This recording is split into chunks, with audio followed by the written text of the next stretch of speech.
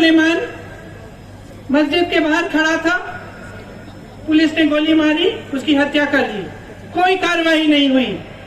मैं पूछना चाहती हूँ, क्या अखिलेश जी आए? असलियत ये है कि जिनको आज मुख्य विपक्ष माना जा रहा है, वे विकास का एजेंडा सेट नहीं कर रहे, वे भी इसी तरह की राजनीति करना चाहते हैं। सपा बसपा ने भी जाति और धर्म की ही राजनीति को आगे बढ़ाया है। ये सब सिर्फ सोच रहे हैं कि अपना टाइम आएगा, हम राज करेंगे, हम लूटेंगे, 5 साल बाद आकर हम फिजूल के मुद्दे उठाएंगे और हम फिर से राज करेंगे। आपका संघर्ष है जिसने इस देश को बनाया है, किसानों की शहादत ने इस देश को बनाया है। हमें आजादी किसानों ने दिलवाई, आपके पूर्वजों ने दिलवाई।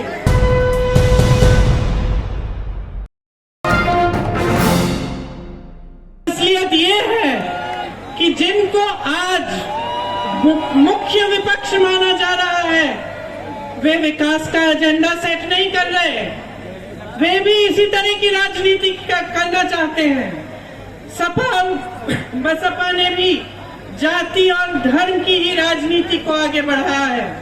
सपा सरकार में जातिवाद और गुंडाई, और बसपा में आपने लूट देखा है, तो स्वाभाविक है विकास की बात नहीं होगी, आपके मुद्दे उठाए नहीं जाएंगे। आपने समाजवादी का नारा देखा है, नया नारा सुना है? आ रहे हैं अखिलेश।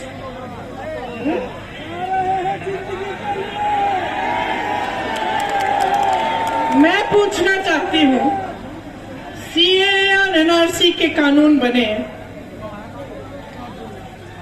मैंने अपनी आंखों से देखा। मैं बिजनौर गई, बिजनौर में एक 19 साल का लड़का अनस दूध बेचता था, उसकी निर्मम हत्या की गई। दूसरे घर में गई, एक लड़का सुलेमान मस्जिद के बाहर खड़ा था, पुलिस ने गोली मारी, उसकी हत्या कर दी, कोई कार्रवाई नहीं हुई। मैं पूछना चाहती हूँ, क्या अखिलेश जी आए? उम्भा में नरसंहार हुआ, 13 आदिवासियों की मौत हुई, उनको पीटा गया लाठियों से, उनको गोली मारी गई। क्या अखिलेश जी आए? उन्नाव और हाथरस में क्या हुआ? मेरी बहनें बैठी हुई हैं। उन्नाव और हाथरस में महिलाओं पर अत्याचार हुआ, उनको जलाया गया। क्या अखिलेश जी आए?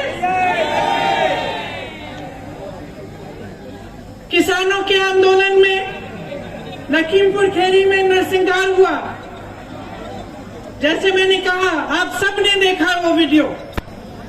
जीप के नीचे किसानों को कुचला कर दिया। क्या अखिलेश जी आए? तो आप चुनाव के समय क्यों आ रहे हैं?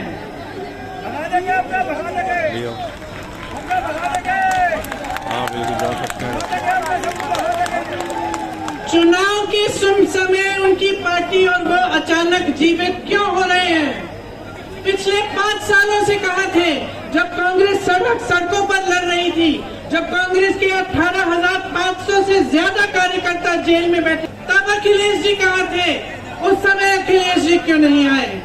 मैं पूछना चाहती हूँ, जब दलितों पर अत्याचार हुआ, हाथरस में हुआ, आगरा में हुआ, अभी हाल में फाफामऊ इलाहाबाद में मैं गई थी, दलित परिवार पर अत्याचार हुआ, उनको चारों को, माँ, बाप, बेटा, 10 साल का बेटा जिसको ठीक से सुनाई भी नहीं देता था, और 15 साल की लड़की का बलात्कार करके उन सब की हत्या की गई।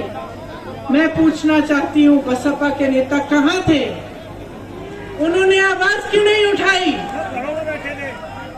जब वे बयान देते हैं तो ऐसा क्यों लगता है कि भाजपा जैसा ही बयान दे रहे हैं? क्योंकि सब अंत में ये सोचते हैं कि आपकी समस्याएं, आपके दुख, आपका दर्द, आपकी पीड़ा, आपका संघर्ष से उनकी राजनीति से कोई मतलब नहीं है। सब सोचते हैं कि वे भाषा के आधार पर, जाति के आधार पर आपसे वोट मांगने आएंगे। आप देखेंगे कि आपके प्रतिनिधि हैं, आप सोचेंगे आपकी जाति के या आपके धर्म के, आपसे वोट मिल जाएगा और उनको कोई काम करने की जरूरत नहीं है। ये सोच आपको जबरदस्ती बदलवानी है। आपका संघर्ष है जिसने इस देश को बनाया है। किसानों की शहादत ने इस देश को बनाया है। हमें आजादी किसानों ने दिलवाई, आपके पूर्वजों ने दिलवाई। जितने भी बड़े नेता आजादी के समय आंदोलन में थे, सब आप ही में से आए। ये लोकतंत्र है, इसमें आपसे मजबूत कोई नहीं है। और मैं आपसे बताना चाहती हूँ कि कोई ऐसा जंग नहीं है जो बगैर लड़े जीता जाता है।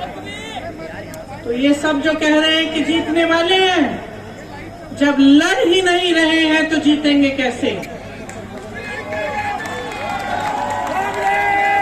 ये सब सिर्फ सोच रहे हैं कि अपना टाइम आएगा, हम राज करेंगे, हम लूटेंगे, 5 साल बाद आकर हम फिजूल के मुद्दे उठाएंगे और हम फिर से राज करेंगे। इस सोच को बदलिए।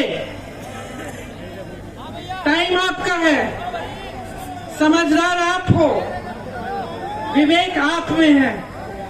इस देश को बदलना है, अपने प्रदेश को इस खाई में से निकालना है, तो आपको मजबूत बनना पड़ेगा और आपको बहुत समझदारी से अपना वोट देना पड़ेगा।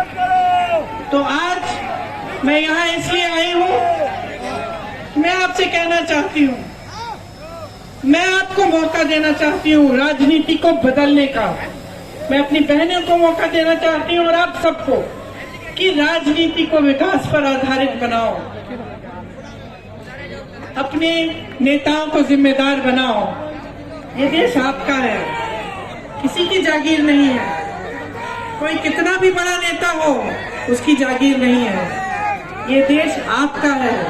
अपने घर को संभालो, अपने परिवार को संभालो, अपने देश को संभालो, उसको सुरक्षित रखो, उसको मजबूत करने के लिए सही निर्णय लो। सही निर्णय यही है कि विकास होना चाहिए, चुनाव के समय विकास की बात होनी चाहिए। मैं आप सबको बहुत धन्यवाद देना चाहती हूँ। बारिश हो रही है और कष्ट नहीं दूंगी।